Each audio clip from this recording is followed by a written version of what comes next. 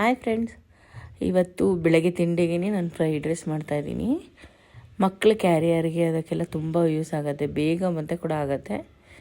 First ನಾನು ಸ್ವಲ್ಪ ಬೆಣ್ಣೆ ಹಾಕ್ಕೊಂಡು ಬರೀ ಪನ್ನೀರ್ ಮಾತ್ರ ಫ್ರೈ ಮಾಡ್ಕೊಳ್ತಾ ಇದ್ದೀನಿ.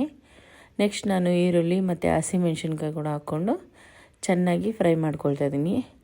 ಒಂದು ಸ್ವಲ್ಪ ಶುಂಠಿ ಬೆಳ್ಳುಳ್ಳಿ ಪೇಸ್ಟ್ ಕೂಡ ಆ್ಯಡ್ ಮಾಡ್ಕೊಂಡಿದ್ದೀನಿ. ನೆಕ್ಸ್ಟ್ ನಾನು ಬೀನ್ಸು ಮತ್ತು ಕ್ಯಾರೆಟ್ ಇತ್ತು, ಅದನ್ನು ಜೊತೆಗೆ ಮಿಕ್ಸ್ ಮಾಡ್ಕೊಂಡಿದ್ದೀನಿ. ಕ್ಯಾಪ್ಸಿಕಮ್ ಹಾಕ್ಕೋಬೋದು, ಕೋಸ್ ಹಾಕ್ಕೋಬೋದು, ಬಟ್ ನನ್ನ ಹತ್ರ ಇರಲಿಲ್ಲ. ನಾನು ಏನಿದೆ ಅದರಲ್ಲೇ ಮಾಡ್ತಿದ್ದೀನಿ.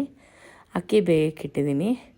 ನೆಕ್ಸ್ಟ್ ಫ್ರೈಡ್ ರೈಸ್ ಎಲ್ಲ ಅದಕ್ಕೆ ಉಪ್ಪು ಮೆಣಸು ಹಾಕಿದ್ರೆ ರೆಡಿ ಆಗುತ್ತೆ.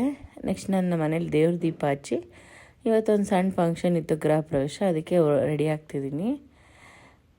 ರೆಡಿಯಾಗಿ ನೆಕ್ಸ್ಟ್ ನಾನು ಗುರುಪ್ರವೇಶದ ವಿಡಿಯೋ ಕೂಡ ಹಾಕ್ತಾಯಿದ್ದೀನಿ. ಸಣ್ಣ ಸಣ್ಣ ಕ್ಲಿಪ್ಪಿಂಗ್ ಆ್ಯಡ್ ಮಾಡಿ ತುಂಬ ಚೆನ್ನಾಗಿ ಅಲಂಕಾರ ಮಾಡಿದ್ದಾರೆ. ಆ ವಿಡಿಯೋನೂ ಇದರಲ್ಲೇ ನಾನು ತೋರಿಸ್ತಿದ್ದೀನಿ.